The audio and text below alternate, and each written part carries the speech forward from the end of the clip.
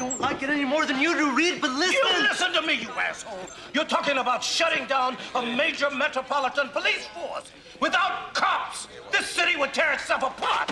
The union thinks you should know there was a strike vote last night. We lost 5 guys last week. We're getting creamed out there, Reed.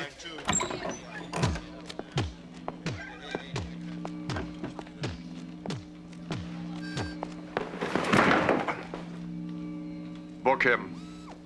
What's the charge? He's a cop killer.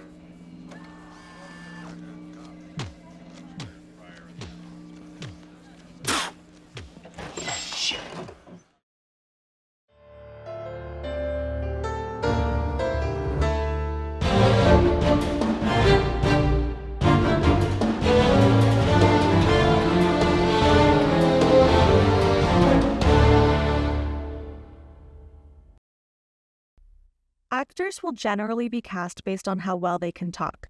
That is the majority of the job, and just knowing their lines is the most important preparation they can bring to the set. What is often overlooked is their physical presence. How they are presented inside the camera frame will often be more memorable than anything they say. Whatever background a character may have, something about it will be reflected in the way they move.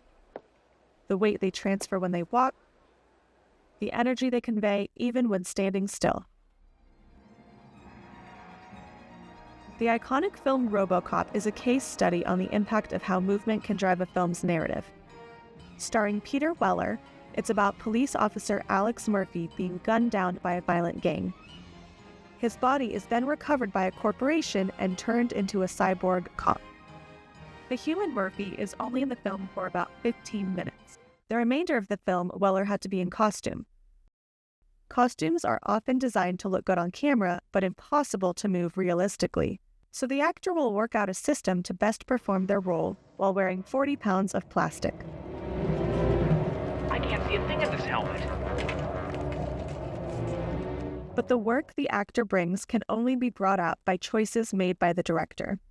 Paul Verhoeven had to make determinations on how the actor will be framed in the camera, what the environment around them looks like, and how the score and sound effects respond to them. Every time RoboCop enters the scene, the room tone changes. Well, you better open that at gun at 3. 1, 2. Throughout the film, RoboCop moves in a very halted manner. The head, shoulders, and legs will turn at different times. Never runs, always walks. The reason is the RoboCop costume was not finished and provided to the production at the start of filming. While the suit looked fantastic, it was completely unusable. Weller had almost no mobility, and the very process of putting it on was a nightmare. And then the suit came in, and the inner suit, like there's a wetsuit inner suit. Like I said, I was have to do these warm-ups to it. It took me 3 hours, and we were shooting to put on the inner suit.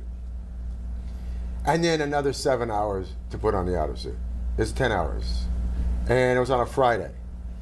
And I was like, I lost my mind. And Ed Neumeyer was kind of like running amok.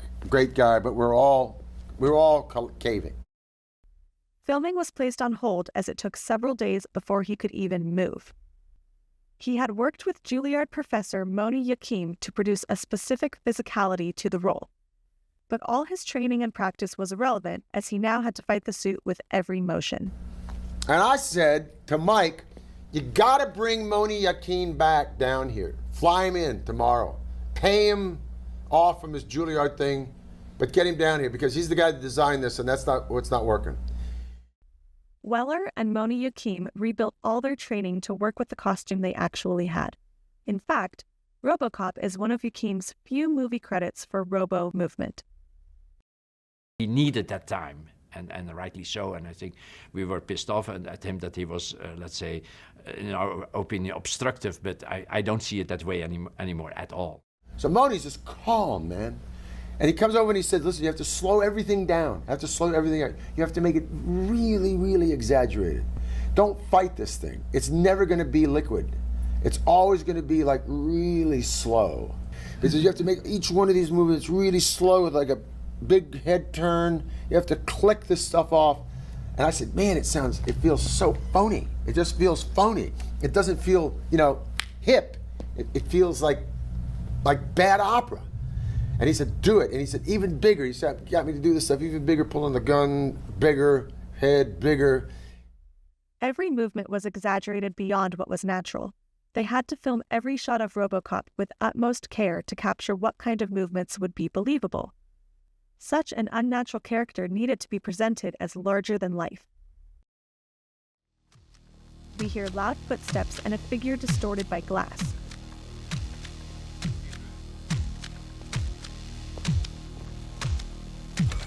A shooting range has one gun much louder than everything else.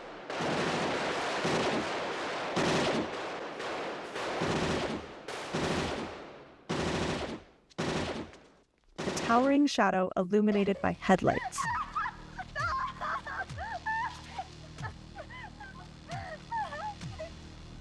This results in a shootout sequence in a drug warehouse.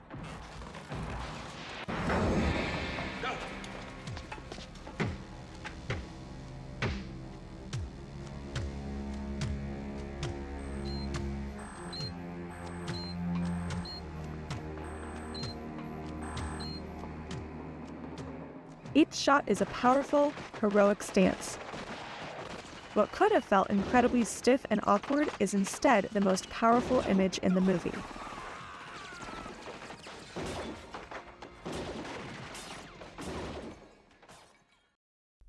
A cyborg suit is certainly eye-catching, but it would be prudent to acknowledge Kurtwood Smith as Clarence Boddicker. Every small character tick builds upon a truly nasty and depraved villain. Pay attention to the way someone stands, the way they walk, the way they respond to things. Ooh, guns. Come on, Sal. Tigers are playing. 2 nights. I never miss a game.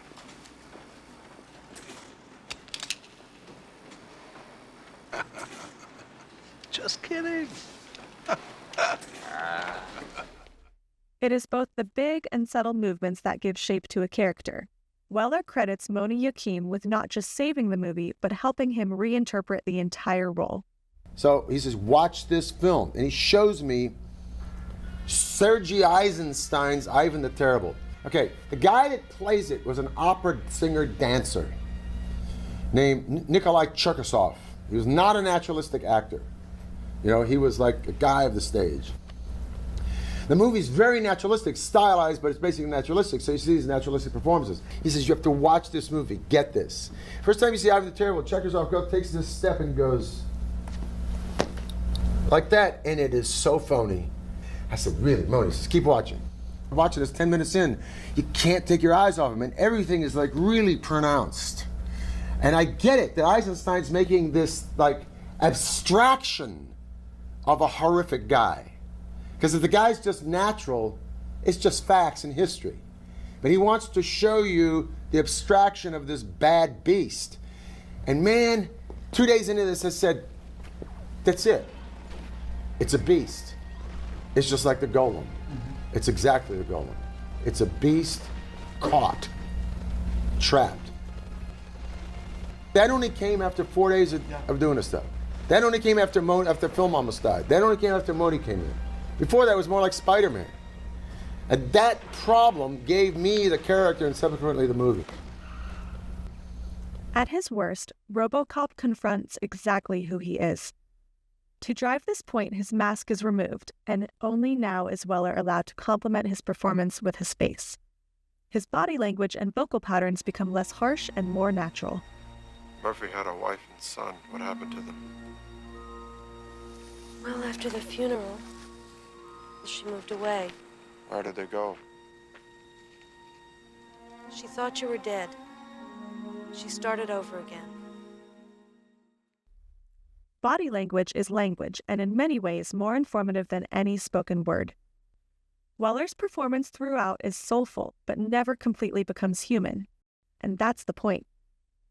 Through death and resurrection, RoboCop is the story of Alex Murphy, the man inside a machine, and how he fights every step of the way to reclaim his soul. Loose! everything. I'm a mess. They'll fix you. They fix everything.